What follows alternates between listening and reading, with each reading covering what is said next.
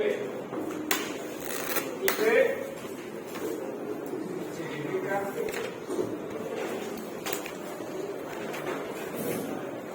capa 3. Bueno, IP es un protocolo ultra famoso porque en la actualidad todo funciona con IP. Todo. Entonces, bueno, hay toda una información respecto al protocolo, pero más o menos una historia no oficial es que es un protocolo que fue diseñado por un grupo de personas que a encargo del gobierno de los Estados Unidos, en la época en la cual, a ver, vamos, en la Guerra Fría, han escuchado todos esos términos, la Guerra Fría y no sé qué. A ver, Estados Unidos, más o menos, tiene más o menos esa es la forma de Estados Unidos. Por acá está la ciudad de New York. Por acá está Miami. Por acá está Houston, Texas. Por acá está California, que está Washington. Washington está la casa de Don Bill Gates. Pero hay otro Washington que está aquí. Esto se llama DC, Distrito de Columbia, Washington DC. Bueno, ok. Todos saben, parece más del mapa de Estados Unidos desde aquí. ¿Dónde está Hawái? En el Pacífico. ¿Cuál es el Pacífico? Ah, muy bien. Hawái está por acá, a como 5.000 kilómetros de... Ok. En la época, después de la Segunda Guerra Mundial, se repartieron el mundo, ¿no? Los soviéticos y los americanos, bla, bla, bla, hicieron Europa, la dividieron en dos, y cada país hizo lo que pudo, y empezó la cuestión de la Guerra Fría. ¿Qué era la Guerra Fría? A ver quién tenía el arma más poderosa, ¿no? Es una bomba atómica, otra, y no sé qué, no sé cuándo empezaron a crear bombas atómicas. De hecho, Estados Unidos es el único país que detonó, o sea, que hizo funcionar realmente la guerra. Por eso se acabó la guerra con Japón. Tiró 2 bombas en Nagasaki y Hiroshima y se acabó la guerra. 6 de agosto de 1944. Sí, de agosto y de agosto. Ah, Sí, de agosto la primera y de agosto la segunda. muy bien.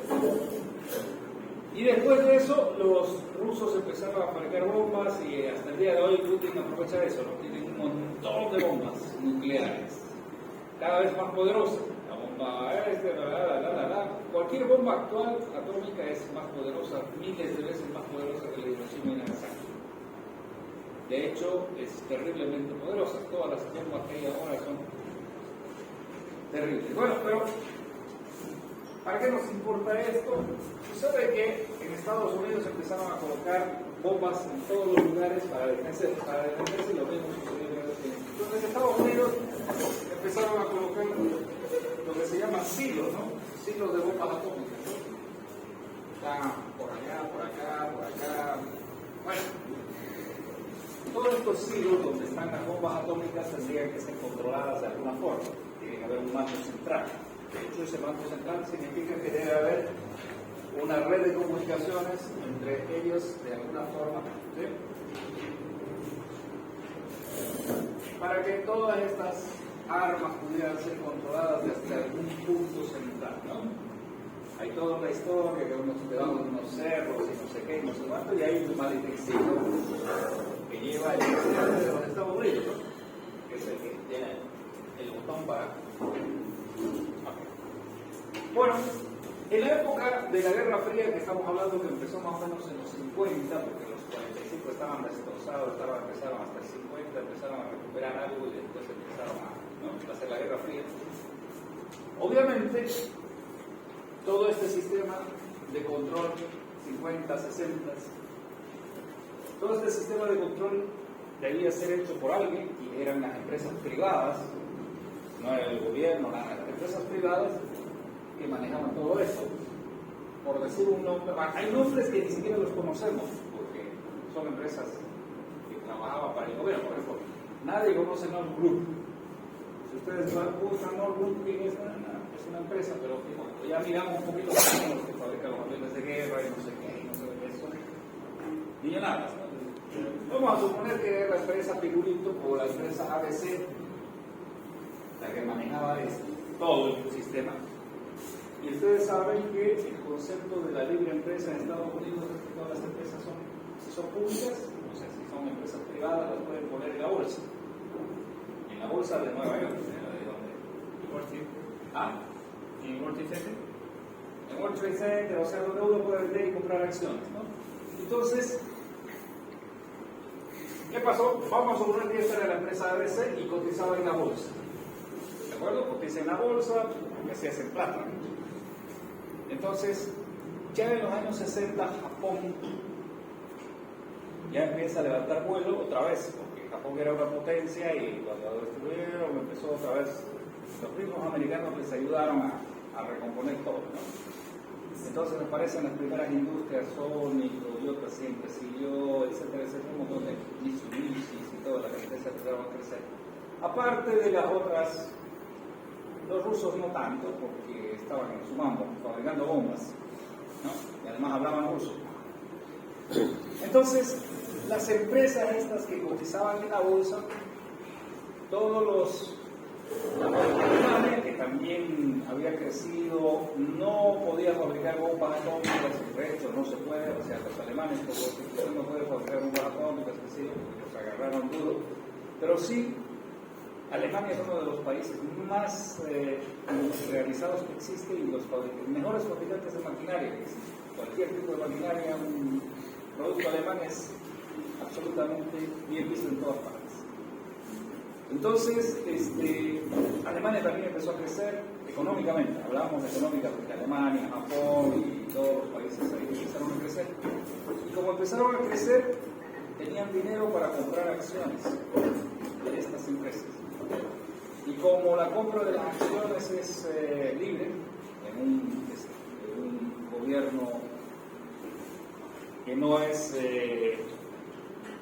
socialista ni comunista, libre de libre mercado, entonces significaba que los países que habían sido Japón, Alemania y qué sé yo, quien quiera, los países que hubieran sido, ¿no? Italia también creo que estuvo en contra de los Estados Unidos en una época, ¿sí? Con Mussolini, no sé qué, era aliado de Hitler y bla, bla, bla. Entonces todos estos países podían comprar acciones de esta empresa.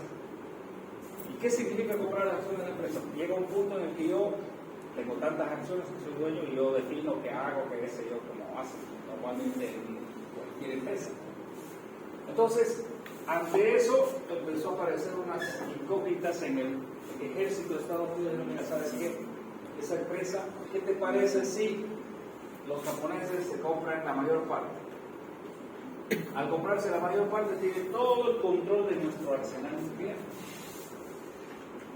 Imagina eso, ¿no? O sea, es una... Entonces, no podemos confiar en eso, tenemos que hacer otra cosa. Entonces empezaron a desarrollar un concepto y dijeron, bueno, ¿sabes qué? Todo eso que tiene esta empresa ABC con sus protocolos propietarios y todo, no nos sirve a futuro. Tiene que haber alguna forma de que creemos alguna forma u otros tipos de protocolos que sean independientes de los fabricantes. ¿Sí? Y ahí nació la necesidad de DARPA y llamaron a un concurso y dijeron, bueno, señores, necesitamos un juego, o sea, necesitamos protocolos libres de hardware que no se tiene nada que ver con el hardware, ni fabricante, ni nada, que funcionen en cualquier cosa. ¿Sí? Fabricante ABC, no importa. Hardware va a ser totalmente separado. Y entonces, porque en la época ABC fabricaba una máquina, un computador y fabricaba su protocolo propietario, fabricaba su hardware. Todo era basado en empresas de comunicación. Cuando ellos pidieron los de DARPA pidieron un nuevo sistema, bla, bla, bla. De ahí nació el juego de protocolos TCP/IP.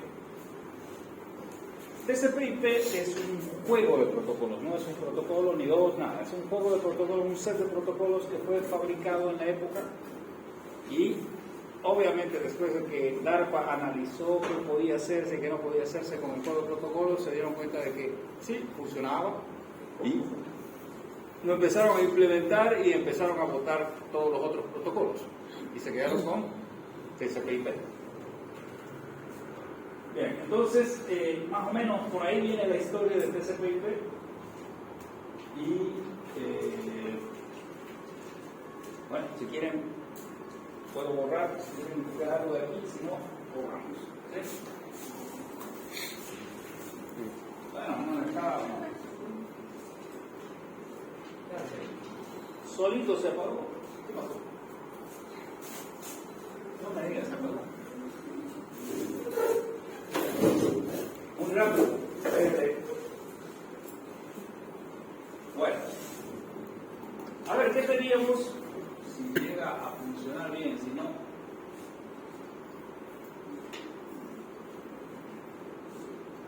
En la época de los años 60, pueden pensar ustedes en qué año más o menos fue desarrollado TCP/IP. Bien, hasta que se sienta pueden googlear en Google. En ese tiempo no dominaba la empresa gigante IBM. Sí, pero hay otras empresas, no solamente IBM es la parte comercial. O sea, eran los hosts, los mainframes para data processing, cables, pero hay otras más. Data General, hay un montón de empresas que son normalmente escondidas porque trabajan con el gobierno, etc. Sí, IBM sí, por supuesto, estaba metida en otras cosas. Ok. A ver, entonces. Volvió usted. Recuperando, wow. Solamente. Ya, ahora sí. Antes de que se corte. ¿Listo? Ok.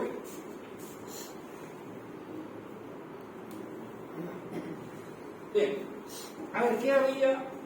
Ya, más o menos, ¿qué año salió? ¿Qué se puede ver?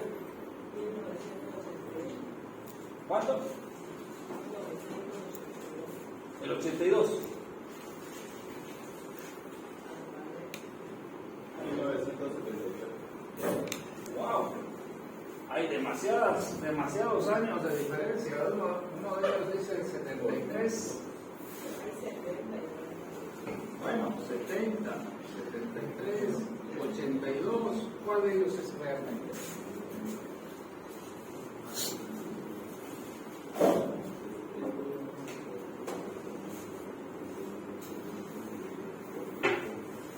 ¿Cuál? 69. Ok, todavía hay antes, desde los 60. Bueno, acabo yo de comentar de dónde viene más o menos, de la Guerra Fría, de la etc. Entonces, está por los 60. Por los 60. Bueno, ya no quiere trabajar. Ok. A ver, ¿qué es lo que había en los conceptos computacionales de la época, de los años 60? Todos ustedes, ¿quiénes son los que estudian sistemas? ¿Quiénes estudian sistemas? ¿Y qué se llama? ¿Informática? ¿Redes los demás? ¿Quiénes estudian redes? Una minoría.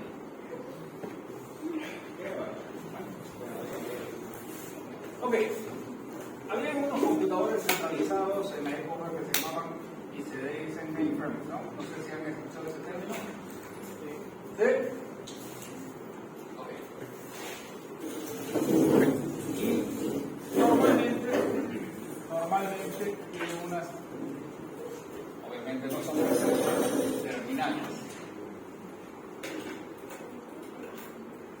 terminales son terminales tontas porque no tienen ningún proceso en la misma terminal. Lo único que hacen es desplegar lo que aparece en la pantalla, que es un despliegue de lo que le manda el computador, y el teclado solo sirve para mandarle datos al computador, o sea, sí, no. ¿Sí? Bien. Estas terminales tontas normalmente se colocaban muchas en algún lugar y este es el lugar donde se hace el proceso. Y ya en la época, como había redes telefónicas que están desde 1800 y algo, entonces era muy probable que también pudieran conectarse de manera remota. Y esta es la Public Switching Telephone Network, o sea, la red telefónica pública, que es una red antiquísima. Empezó en 1876, o sea que para la época de 1960, ya casi 100 años, estaba esa red. Por lo tanto, funcionaba y entonces yo podía comunicarme. Y claro que esto era imprescindible para el señor que tiene el maletín. El presidente de alguna manera puede ir en algún lugar y a través de una red telefónica, de una llamada, y empieza a ordenar que hagan algo. Ok. Por supuesto, en los años 60 no había OSI todavía, no había, todo estaba en pañales. Y realmente, ya cuando empezaron a aparecer las primeras ideas de cómo iba a ser el juego de protocolo, definieron un esquema y que en la actualidad, asociado a las capas OSI, sería más o menos una cosa así. A ver, yo voy a intentar dibujar lo que teóricamente apareció en la época como idea.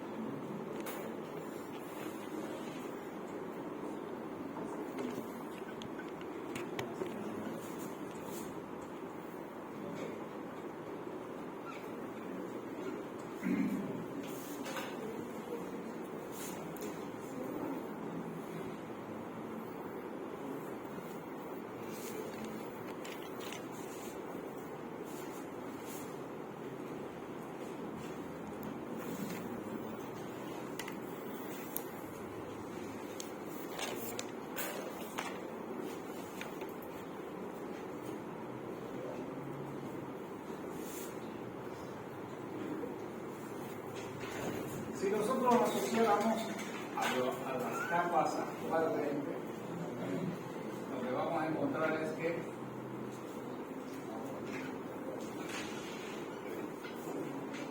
el juego de protocolos TCP/IP, que al inicio eran solo estos, que después obviamente se adicionaron un montón de otras aplicaciones, etcétera, etcétera. ¿Sí? Una de las cosas que, primero por decir, después vemos un poquito más.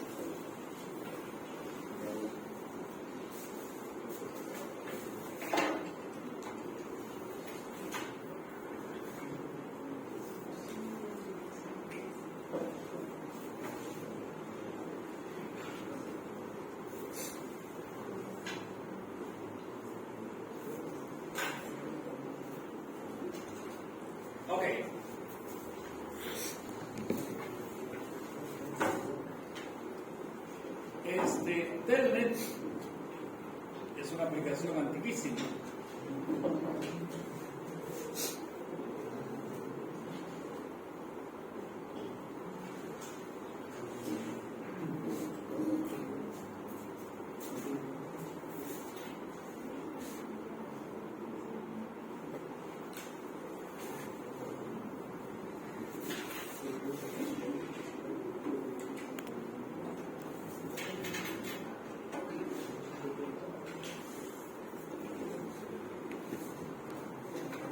Bien.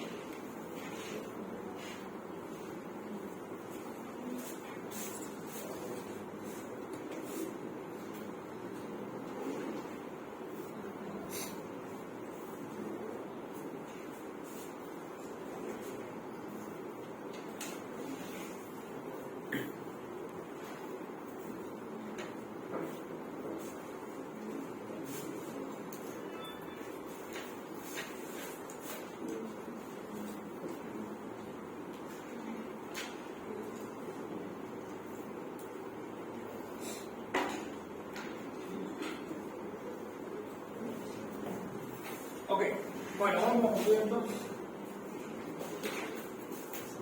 la idea. La primera cosa que es interesante ver es que el protocolo TCP/IP para direccionar, por supuesto, estas flechas son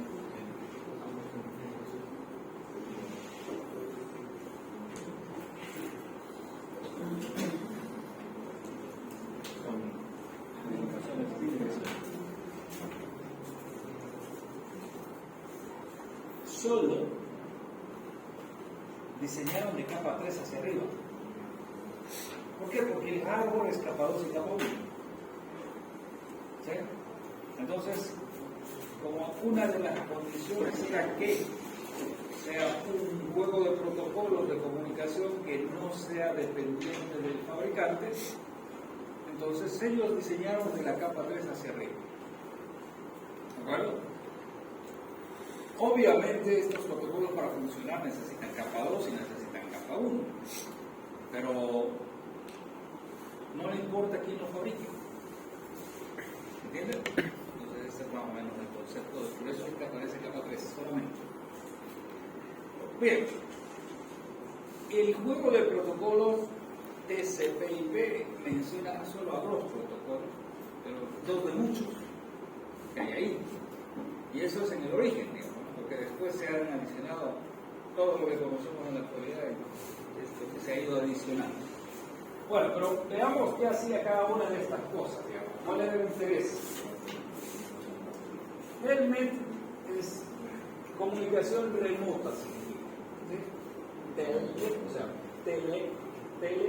network, o sea, eso significa Telnet. Eran estas cosas, esta necesidad. Yo estoy en algún lugar remoto y quiero conectarme como si estuviera, como esta terminal, como si estuviera conectado a cualquier cable ahí mismo, digamos, ¿no? Entonces quiero conectarme de manera remota a ese host al cual yo estoy intentando comunicar. Entonces, hasta el día de hoy, este Telnet es todos los sistemas que quiero usar Telnet y lo puedo conectar de manera remota y hacer que los procesos corran en host remoto. Telnet es entonces la forma de cómo yo me voy a conectar de manera remota a un, en este caso era un mainframe, pero después un computador cualquiera. ¿Okay?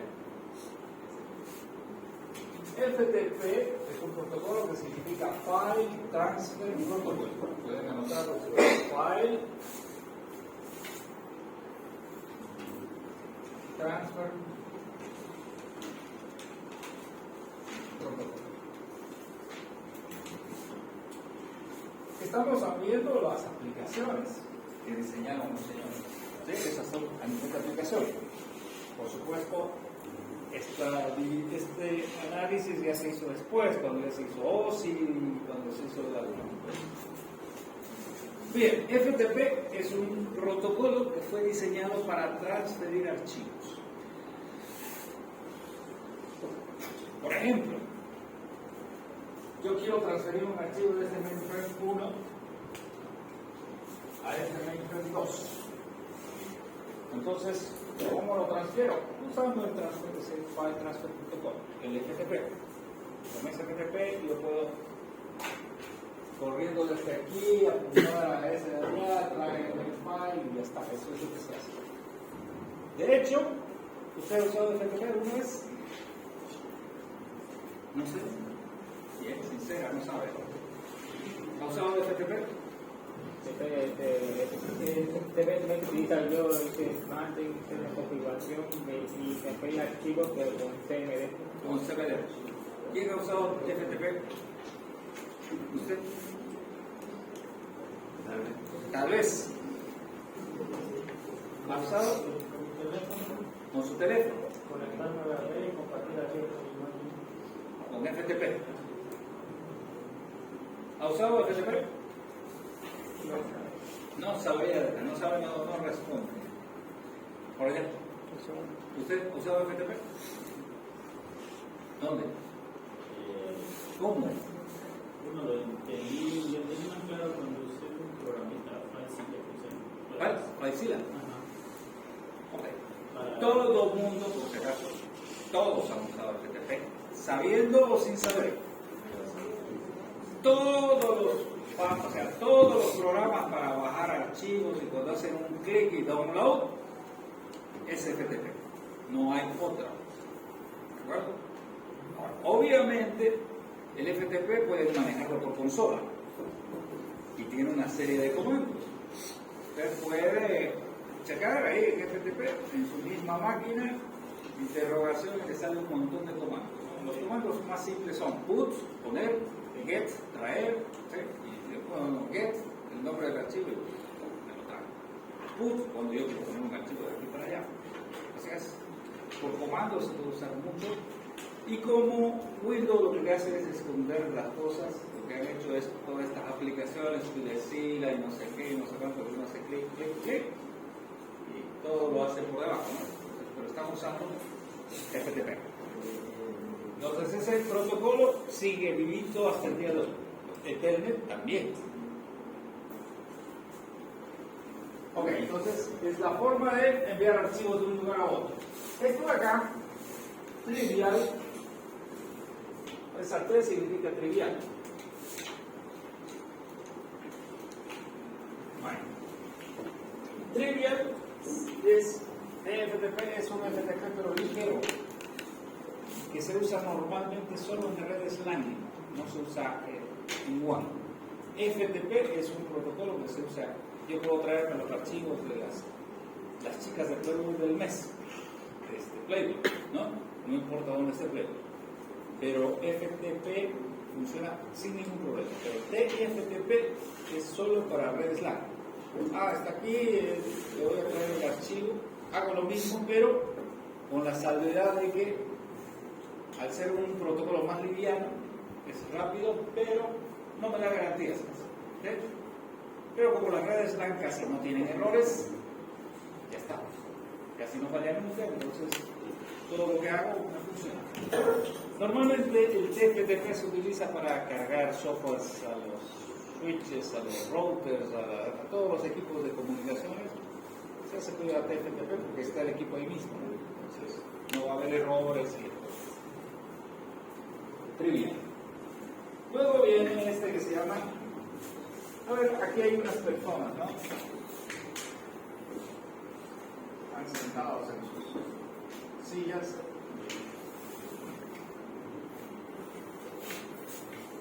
Aquí está Mr. President, ¿no?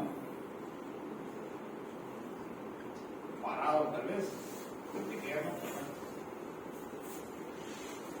Y hay un montón de gente trabajando. Entonces, en un sistema computacional antiguo, estamos hablando de los años 60, obviamente no había WhatsApp. No había nada para comunicarse, tenían que comunicar. ¿Qué pasa si yo me quiero comunicar solo con él? No, soy yo,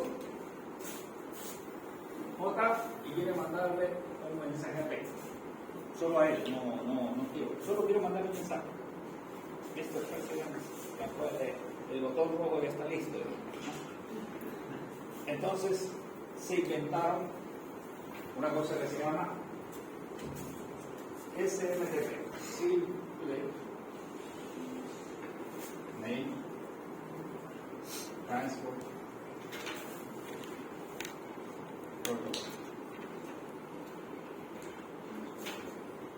En pocas palabras, es el email. El correo electrónico. Y el protocolo que funciona debajo del protocolo de cualquier correo electrónico es el SMTP. Entonces, con eso, ahí apareció alguien que creó el arroba, ¿no? Juan arroba, bomba número 1, Pedro arroba número 2, qué sé yo, etcétera, etcétera. Y entonces, de esa forma, el mensaje solo iba al destinatario, por supuesto. Crearon un aplicativo, un servidor, unos clientes, etcétera, etcétera, y lo crearon y empezaron a usar. Fíjense que solo habían esas 4 aplicaciones al principio, pero era todo lo que necesitaban, porque a ver, ¿qué necesitaban? Quiero conectar a la máquina remota, ya está, tele. Quiero pasar archivos, ya, FTP. Quiero mandar mensajes, SFTP, ya está. Tengo con esas 3, ya tengo todo. El trivial es solo para hacer algunas cosas extras. Tenían todo lo que necesitaban. ¿Sí? Entonces, bueno, ahí se quedaron. Después aparecieron muchas aplicaciones. Ok, ¿qué más tenemos abajo en la capa 4? Capa 4 es nivel de transporte.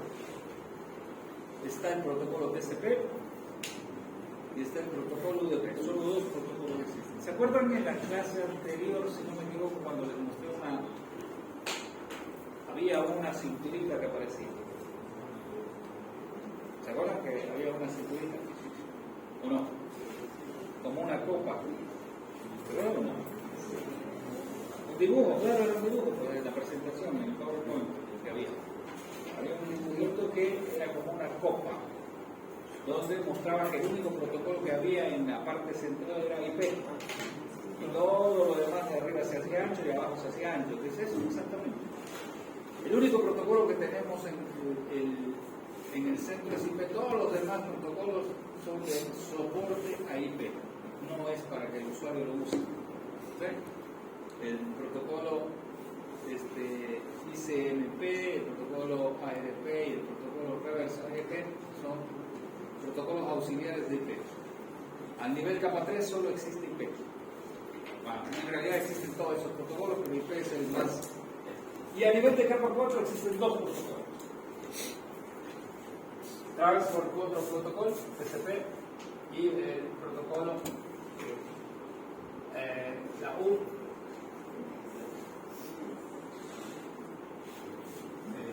User Datagram Protocol. Eso significa User Datagram Protocol, y aquí Transport Control Protocol.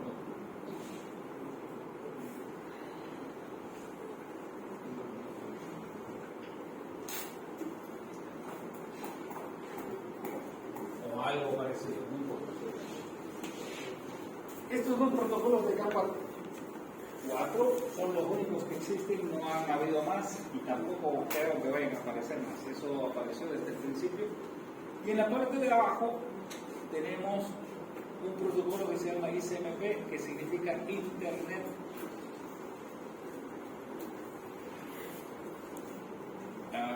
Messaging Protocol, protocolo de acá.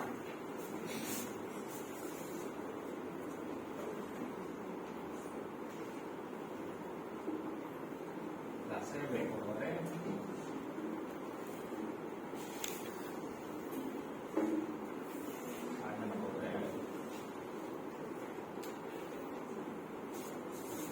Un protocolo de mensajes de control, ¿no? O sea, control, Internet Control Messaging Protocol. El protocolo de control de mensajes. ARP, Address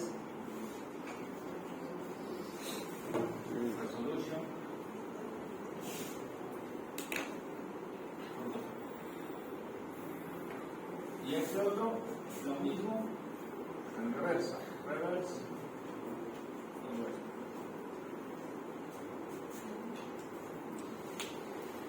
Todos esos protocolos son los que tiene SPIP desde el inicio de las redes.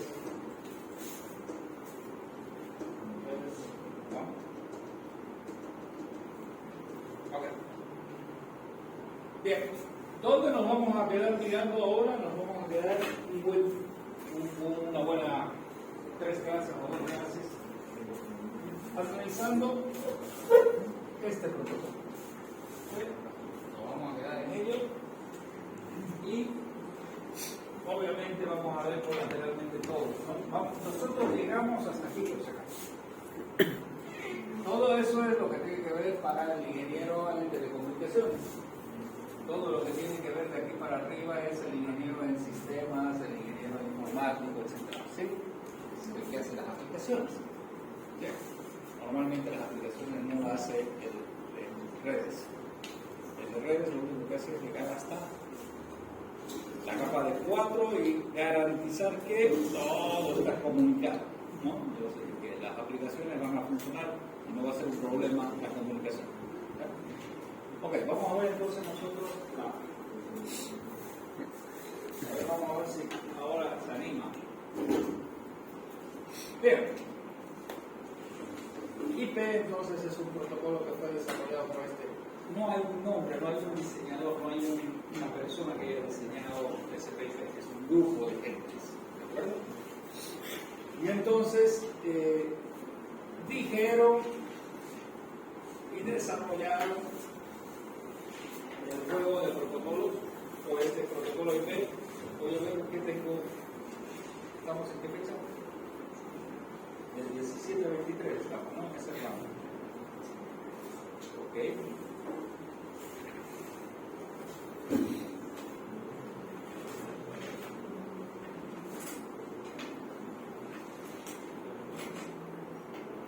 Oh, lo volvió.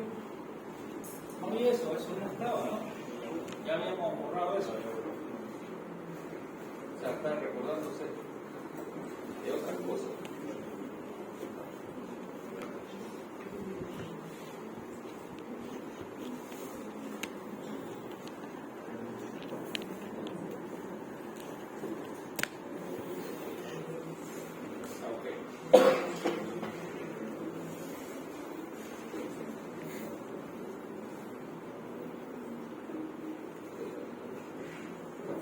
¿Qué te tocaría? La 10.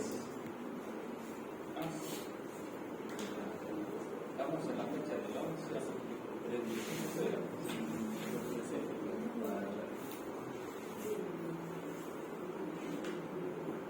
Fecha del viernes.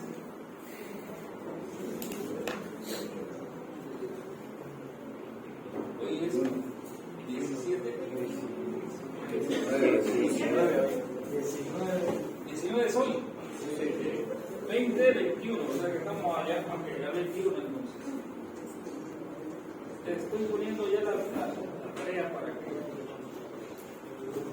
que quede, porque si no me olvido. 21 de mayo, de abril.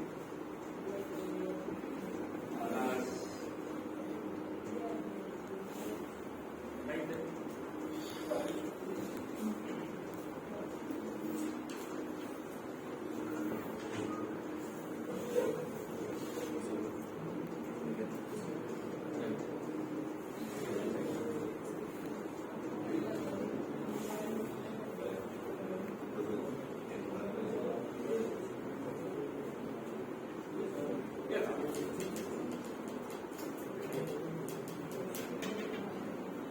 Bueno, la tarea 13 es simplemente, no, la 13 no, la 10. La tarea 10,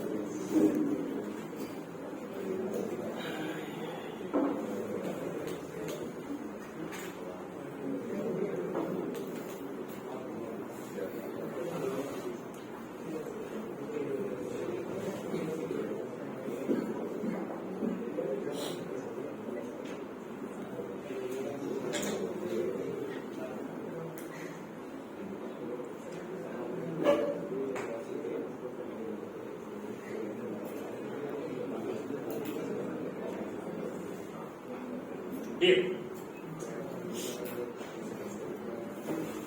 Si todo va bien, estará en un rato ya publicado. Ok. La tarea es muy simple, es todo lo que o sea, amplio, tiene un montón para leer, ¿sí? Pero fundamentalmente la idea es la siguiente.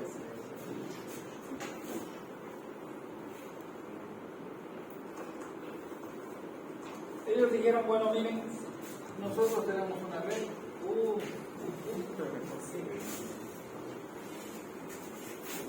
Tenemos una red.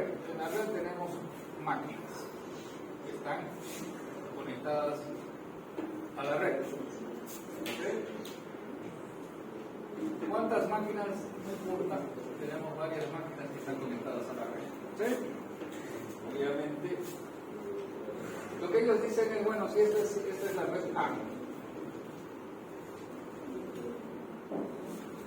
Por acá puede haber una red.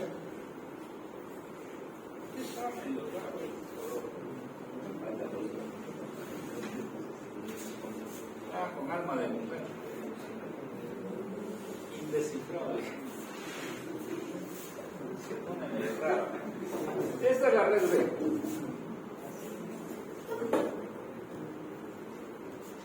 Bueno, y así podemos poner una red C. Se reduce, ¿no? El brillo.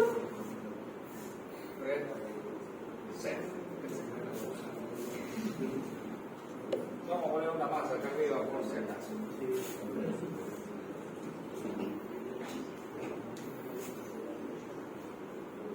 Esta es la red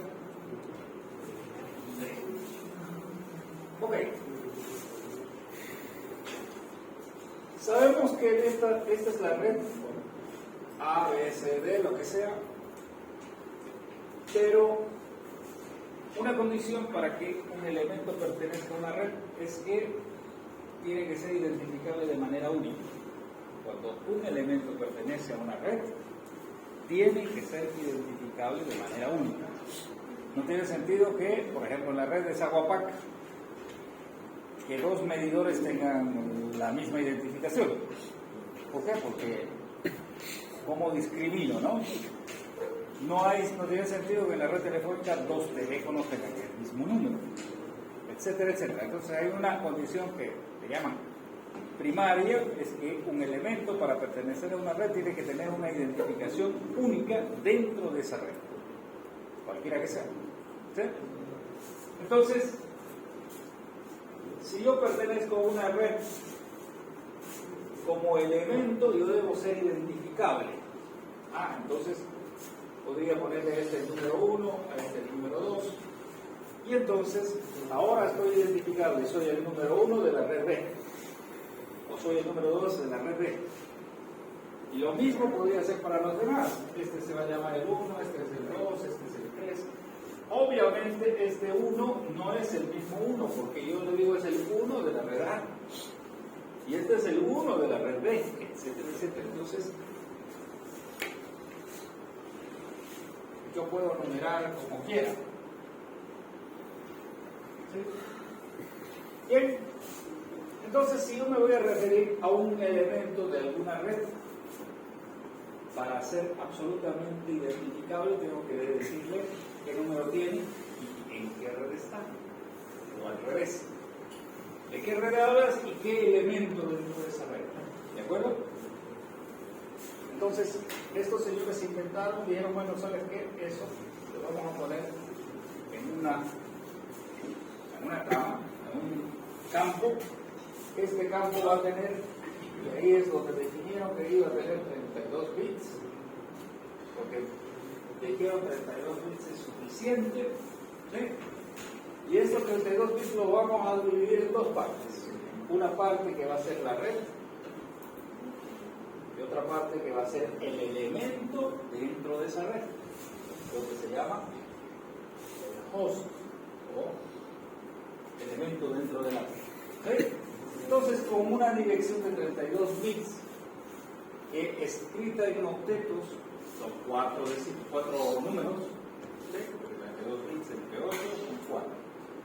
lo que se hace es escribir la notación punteada, se llama, ¿no? Entonces, A, punto B, punto C, punto D. Cada uno es un octeto. ¿Sí? Y normalmente el octeto se lo escribe en decimal. En decimal, 8 bits, ¿de qué número van? 0255. De 0 a 255. Entonces, cada número puede ser de 0 hasta 255. Entonces, cualquier combinación de esas funciona. 0. Cuando diseñaron, dijeron, bueno, tenemos redes separadas todas, pero lo que nosotros quisiéramos es intercambiar datos entre redes que están separadas. Por lo tanto, deberá existir posiblemente, exista aquí un medio de comunicación. ¿De qué tipo? No nos importa, es un medio de comunicación. ¿Sí? Entonces, cada una de estas redes de alguna forma deben adaptarse al medio de comunicación. Y esa adaptación se hace a través de un elemento que se llama router. Todos los señores que quieran comunicarse con otras redes tienen que tener un elemento adaptador que se llama router. Y ese router es parte de la red donde esté conectado. Entonces aquí, este señor es parte de esta red. Este señor es parte de esta red. Y este señor es parte de esta red. Por supuesto, podemos etiquetarlos, este se puede llamar router A. Se puede llamar router A. Y router A. Este podría llamarse router. Si estoy en la red B, podría yo llamarle router B. Este que está en la red C, podemos llamarle router C. Y al que está arriba, router D.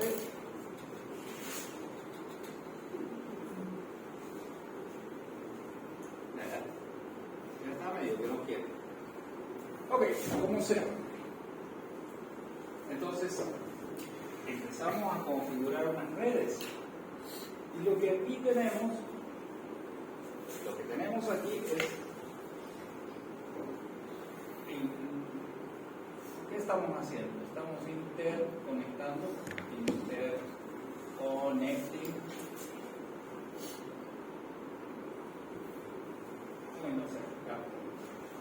interconectando redes. Redes en inglés se escribe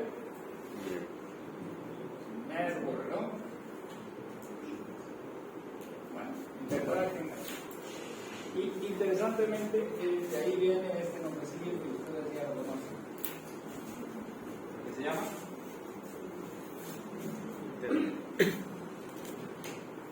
Internet no es nada más que el proceso por el cual las redes se interconectan.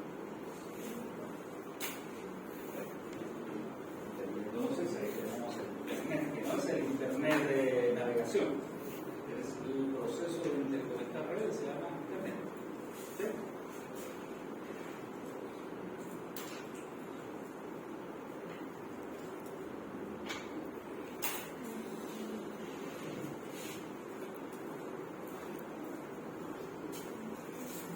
Entonces, para que un elemento sea identificable,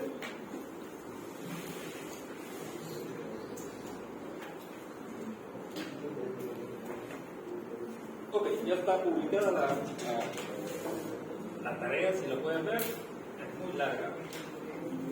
Dice el protocolo IP nada.